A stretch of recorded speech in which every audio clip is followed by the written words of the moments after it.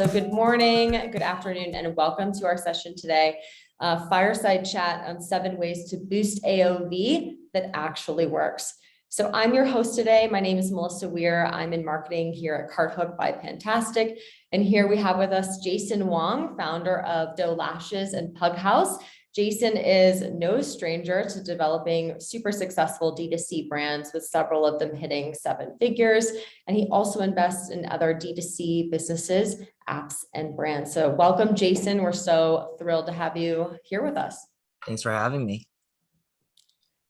Before we get into today's session, I want to talk a little bit about Fantastic in case you haven't heard of us before. So we are all about giving D2C brands superpowers to help them grow their businesses with leading tools and services. So we have 3 offers today. I'll talk a little bit about them, but if you're interested in one, or if something you hear solves a pain point that you're experiencing, feel free to reach out and we'd be happy to tell you more. So Shop is all about helping you sell to new customers efficiently on our D2C network. We help you grow your brand awareness and acquire and meet new customers. On Spently, we're focused on helping you increase your repeat customer rate. So how do you get customers to come back time and time again? A super effective way to do that is through transactional email. So someone places an order, they get an order confirmation, and then you can optimize those emails with branding and new sales opportunities like cross-sell recommendations and one-time discounts. And then CartHook, you're probably familiar with and might hear a little bit about today, but we're all about helping you boost your AOV through customized post-purchase offers, really giving customers an opportunity to add more products to their cart before they complete their checkout. All right, and then a little bit of housekeeping. So today's agenda is all about why AOV is important, how to think about it, how it impacts your business. We'll talk through tactical tips to boost your AOV. And then I'm sure Jason can help us, avoid some of those pitfalls that you could kind of fall into as you're developing some of those strategies. And then we'll round things out with a live Q&A. So please feel free to ask your questions in the chat at any time, and we'll get to them at the end of the session. If we don't get to you, we'll be sure to follow up and answer anything that you have for us. So without further ado, let's go ahead and get started. So Jason, when you and I were chatting about the session and thinking through topics, one thing that kept coming up was, how do you scale your business? With so many changes on the customer acquisition side of things through paid media or privacy policy changes, like customer acquisition is getting super expensive. I think it's up 60% in the last 6 years. And so if someone acquires a customer for $30, that's great. But if they only purchase $14 worth of product, you lost money on that customer. So how can you make up for that and continue to come out of that growth plateau? Yeah, for sure. So when you think about revenue, there's only realistically 3 factors that impact revenue. One is the number of people that you bring to your site. Number 2 is the amount of people who come onto your site and make a purchase. That's your conversion rate. And the last one is the average order value, or AOV. So these 3 things together in an equation, then you get your top line revenue. And there's oftentimes a lot of conversations about how do you get more people to your site. You got to run paid ads, you can do organic, you can do all that stuff.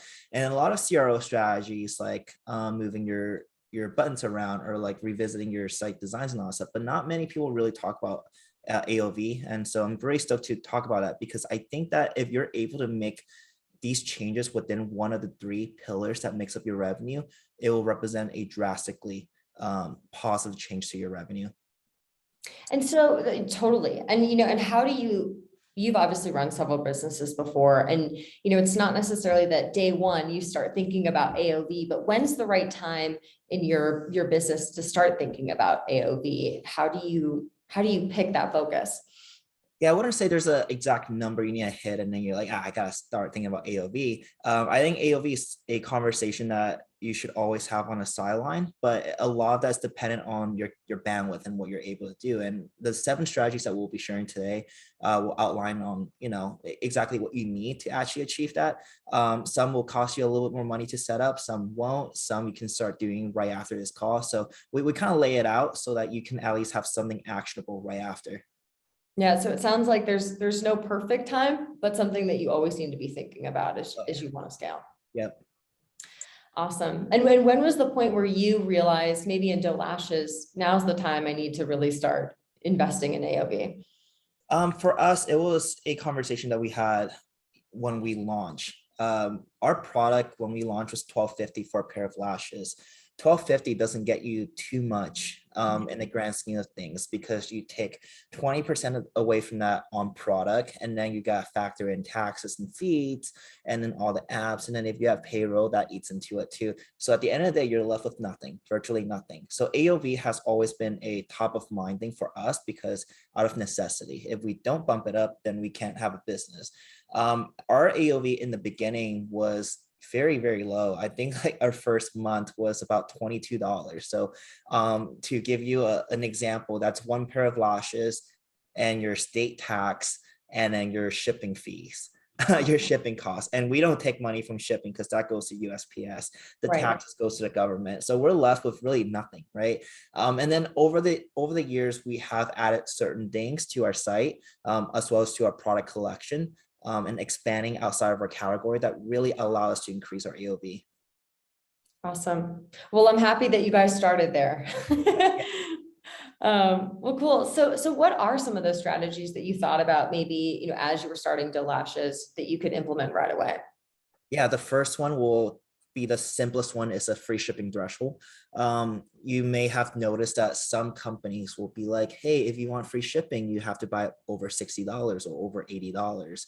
The way to do that math is you start thinking backwards and say, okay, if I am able to, okay, take a step back. If my current AOV is $50 and I want people to spend around 80, then I will want to set the threshold to around 80 or more, because that would mean that we will realistically only have to pay what, $6-7 for shipping, but getting them to spend $30 more.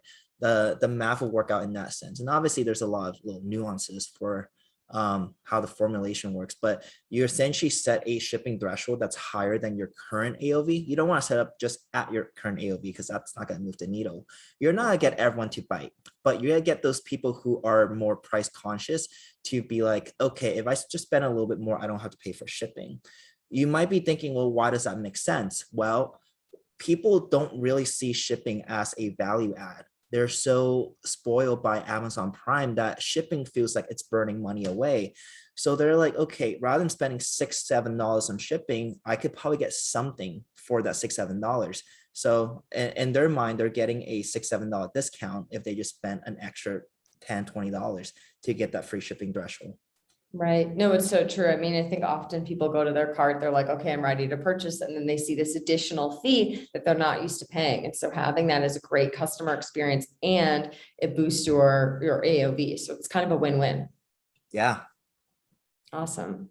And that's something you can do kind of right away. Are there ways that you recommend implementing that, to make it more successful than other? I think having that message on your announcement bar will be very helpful. So if you go onto our website and many other people's website, there's a little bar saying free shipping when you hit this, or we'll have it on our cart page to show people how far away they are from making that purchase. Like, you're currently at 44, you're only $22 away from free shipping. Like, that little bar helps motivate people. That's great. It's awesome. What's another one of the strategies that you can kind of do right away or cost-free? This one part will be cost-free. The other part, you do need a little bit coding. So if you can code yourself, you save money. If not, got hire a developer for it. But it's bundling products. Bundling products is very, very important to me, because that was the first thing that really helped us move our AOV from 22 to 44. And the way to do that is, there's two ways. I like to do for single SKU products to add a 3-pack option in the variant. So for our lashes, you can buy a 1-pack, but typically when you buy a t-shirt, there's like color red, color blue, and small, medium, large. We don't really have those sizes variants within our product. So instead of using that space for size or colors, we use that space for a 3-pack or 5-pack option. So within one single click, people can buy 1, 3, or 5, which moves it up a lot higher and it's easier. You're removing that friction for people to click 3 times to get 3 items. They can immediately add on to that. So introducing that has been a very big help for us. The next thing will be a bundle builder. We have a page that we hired a developer to build. Cost maybe $2,000. So we didn't do that until like a year into the business. But essentially it allows people to kind of shop their cart and they're able to pick one single page, 3, 4 rows of products, and they just click add to cart and it'll build a bundle for them, a custom bundle that they can build. A company that has done an amazing job at this is called AOV, OBVI. They're a supplement and collagen company, and their page is what I model ours after. It's beautiful. You can visually see your bundle in real time, just like you're at a store picking out your basket. We like to do a 10% discount on that bundle just to incentivize people to buy. And that was a game changer for us, truly, truly. Yeah, that's awesome. I mean, and really mimicking that in that in-person experience too, of just adding more to cart and seeing what they have. I think it's interesting too that you talked about the bundling before, just even the cart experience and how you can almost upsell just immediately, even if it's the same product in different quantities. I think that's a really great example because some brands don't have a huge variant catalog or product catalog. So I think that's a really great tip. Is that something that you've always implemented or something that you later learned to do? We did it like 3 months into the business. So when we first started, it was 22, but like a few months afterwards, we were able to see an immediate jump into it. The next thing will be like in the same vein of bundling is if you see people typically buy certain products together, then you can create a one-click bundle for it. A way for you to do this, if you guys are on Shopify, is if you go into analytics, and you go down to cart analytics, Shopify will actually tell you what are the frequency of people buying certain things together in their cart. It's called cart analysis. And you can get that if you're on the $79 plan. But that generally gives you a good view of what products to bundle together because Shopify is literally telling you, hey, your customers are doing this on your site already. So what we did is that we looked at that report and we put those items into one single SKU, a single SKU that has 1, 2, 3 products. And we price it again at a little bit of a discount, not too much to devalue your brand, but enough to push them through buying it just because, people are doing it already. Right. No, that makes a ton of sense. So why not make it easier for them? And then obviously you benefit from that, growth in AOV. That's awesome. And it's amazing that like you have those analytics at your fingertips too. Yeah. Put them to good use.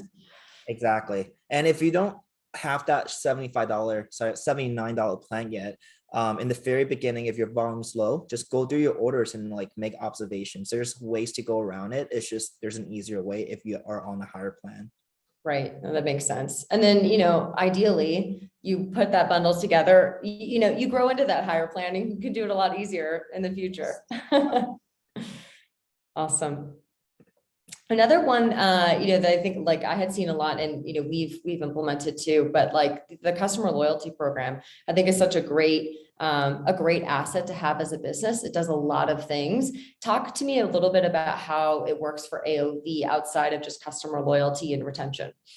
Generally, repeat customers are going to spend more money at your store. That's just time over time what we've seen.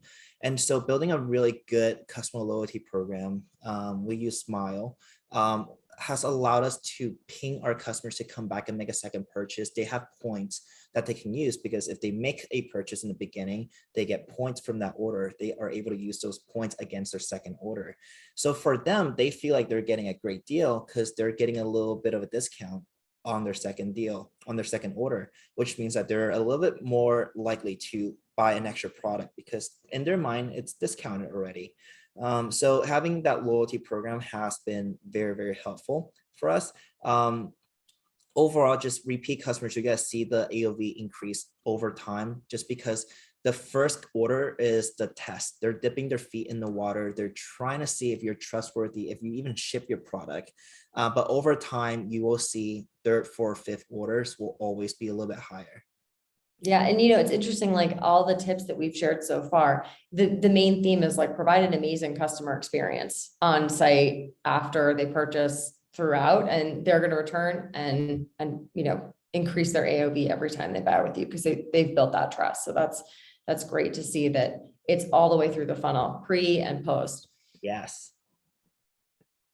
Awesome.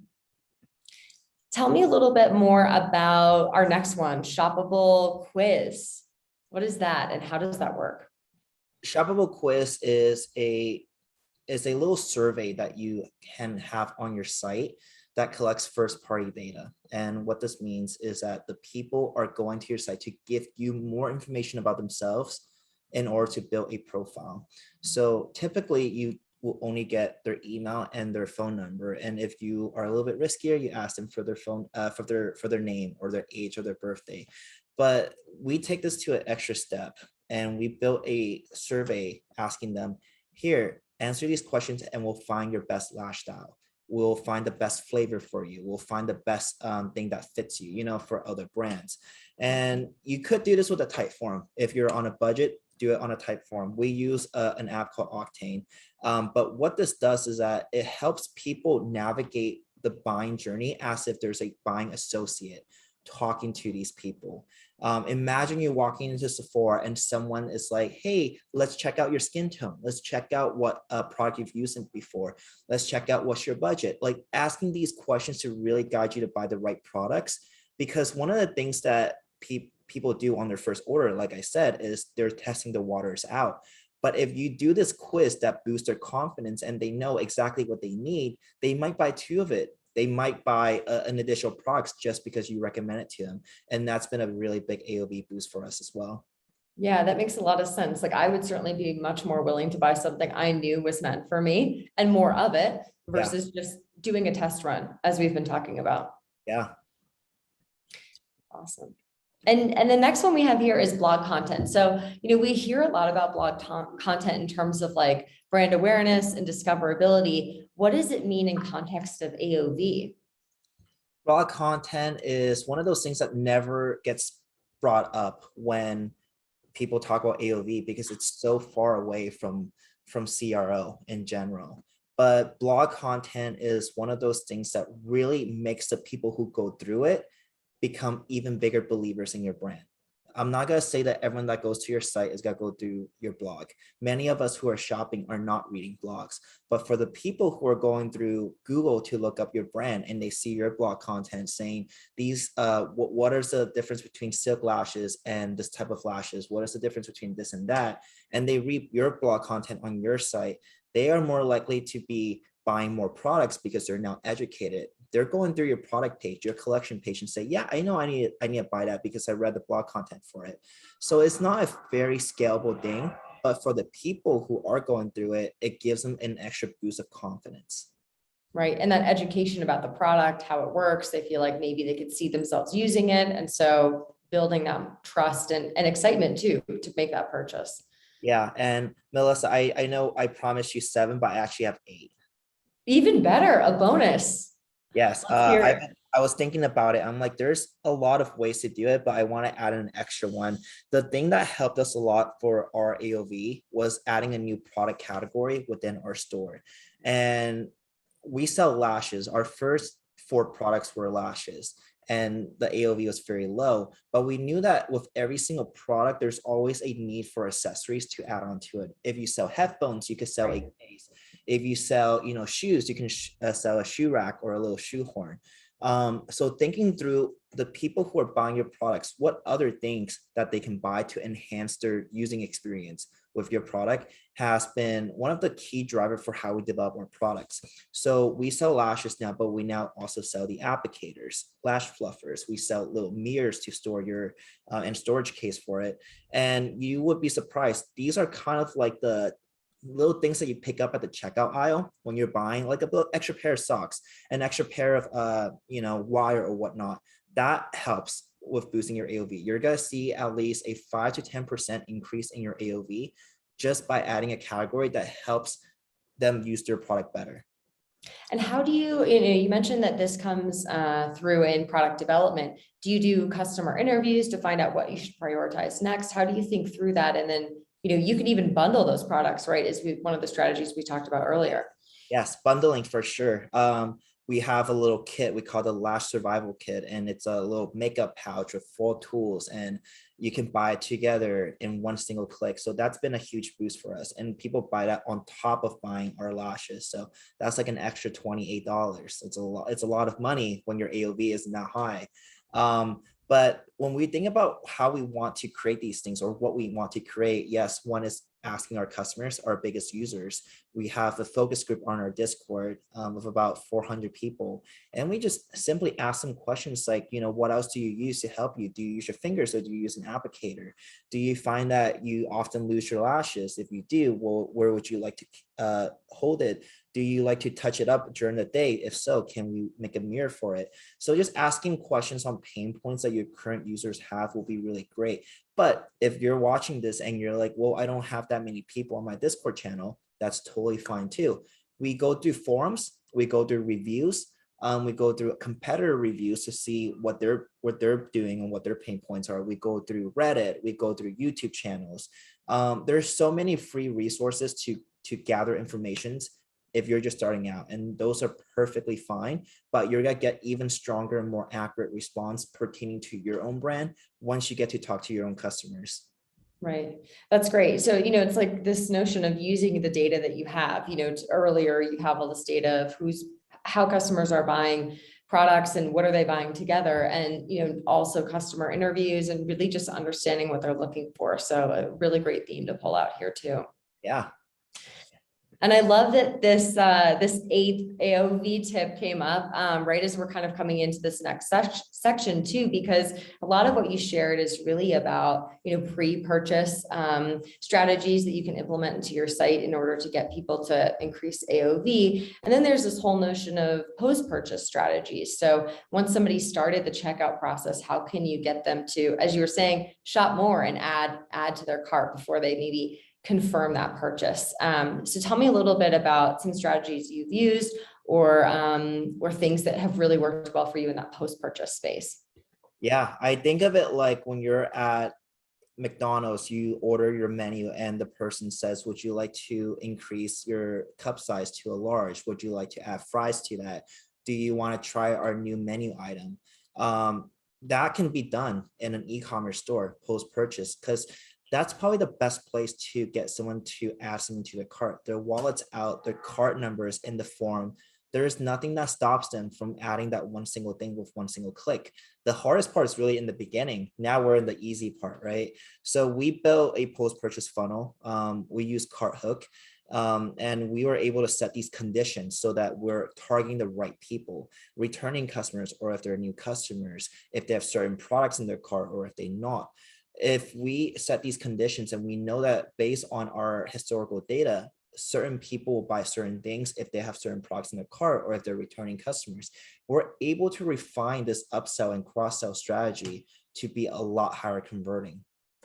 Right. And you can even customize those offers, right, according to where they are, not only just by product, but like making that offer page really stand out and incentivize them to move forward with that kind of one-time or exclusive offer, whether it's time limits or additional discounts. I know you mentioned offering like a 10% off sometimes will really get someone over the line to feel like they got some more value. Yeah, absolutely. Do you have a favorite in terms of discount or, I guess, timeline or urgency that you've seen work really well, or are they just fit for different scenarios? Definitely different scenarios, but I'll tell you what we use. We use like 9 minutes as a countdown timer. In terms of discounts, we do an additional 10% discount, or we do $1 off if the dollar off is compelling enough and it's not a big hit to our bottom line. We found $1 off seems to be like, whoa, I know exactly how much that's gonna come off, so people tends to buy a little faster. But like, if you're upselling a $5 product, you can't just say, oh, you're gonna get $1 off. It doesn't do that well. So it depends on where the number stands.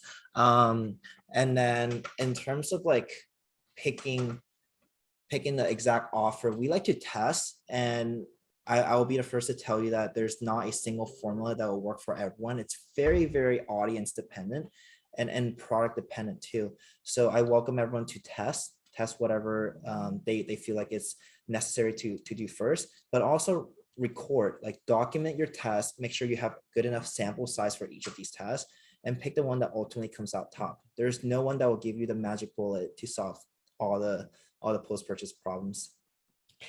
That's good to know. And again, like using the data that you have available and making sure like you do the math up front in terms of like, okay, how much is this going to impact my business? And then also, what's working, so that you can kind of optimize forward. I love that. Yeah, A/B testing is a huge thing. CartHook customers use often to really figure out what customers are responding to. Otherwise, you might just be kind of putting the same thing out there and not understanding why you're not getting the results that you want. Absolutely. And I think our final, and I guess eighth one versus seventh, is really around, new items or samples. So how does this play into AOV, and what are some ways you've used that in the past? We've done this for other companies where there's a trial pack. So if you're selling protein powder and you usually sell a tub of it, and you have a new flavor that just came out, you can just be like, add an extra little trial pack for $1. And it's not gonna move too much of a needle for your AOV. But what this means is that next time when they come back, they might just buy the full size of that tub, and on top of what they're usually liking. It's not something that's immediate, and which is why like the 8 strategies here are meant for you to use at a different pace. You don't add all 8 things at once. Some of them will require a little more of a lift, but all these things will work out in a timeline, and it's something that you can interchange and put together. But essentially, to answer your question here, when you're able to promote new products or giving them samples, it feels like they have that deal in hand, and it actually compels them to go through the purchase a lot easier. So now we're going back on a conversion play, increasing a conversion rate for it. When you're at the end of the tunnel, there will still be people that drop out, even after they put in their cart numbers and their shipping information. You're just really doing this to push them through the cliff, not to the cliff, through the edge, push them over the fence, and really make sure that they go ahead and buy that product, because otherwise none of those AOV strategies that we have really matters. Right, until they actually make that purchase. Exactly. So this is just a little push. Yeah, no, I love your example though of it might not boost AOV in that one sale, but if it's a great product and likely you're offering that sample to someone who's likely to love it because you have some, information about what they've added to their cart, they'll come back and buy that and then become a higher AOV customer long-term. Yep. This is an LTV play for sure. Yeah, which is so important when we think about scale. So that's a great one. Well, I know we're coming up on time, but Jason, before we open the floor to ask questions, I gotta know, we all have to know, what are the pitfalls you should avoid when you're thinking through some of these strategies? I know you mentioned a few things to think about as you're, thinking about each one, but what from your experience would you say?